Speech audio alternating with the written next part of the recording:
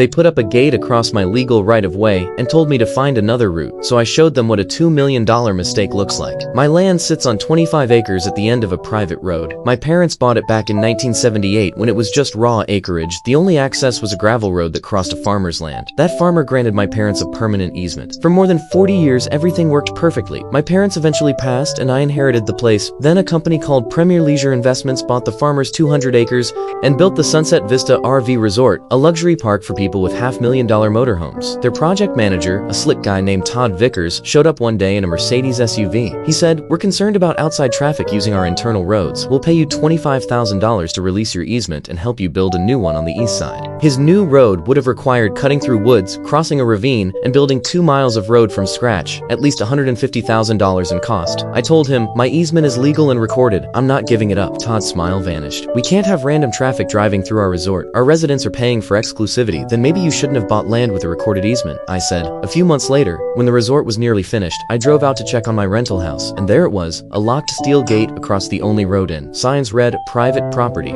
Residents only." Todd didn't answer my calls, so I called my attorney Sarah Chen. She reviewed the easement documents and confirmed what I already knew. They were breaking the law. She sent a formal demand letter giving them 48 hours to remove the gate. Todd's lawyer replied, claiming the easement was ambiguous and might not apply to new roads. He suggested I use alternate access. There was no alternate access. My property was completely landlocked. Sarah filed for an emergency injunction. While waiting for court, I had to park by the highway and hike 2 miles through the woods to reach my property. Then I remembered something my father once said. The easement also included utility rights, power, water, and communications. Decades ago, all those utility lines were buried along that same road. When I looked deeper, I found that Sunset Vista had connected their entire resort to those same lines that existed because of my easement. Sarah laughed. "They're using your easement to power their resort while blocking you from using it? That's a legal disaster." She amended the filing, added a damages claim, and contacted the utility companies. Within days, a power company engineer confirmed that every RV hookup, every light, and every pump in the resort was pulling power and water from lines inside my easement. At the hearing, Todd arrived with 2 expensive lawyers. They started arguing about modern development and changed conditions. The judge barely let them finish.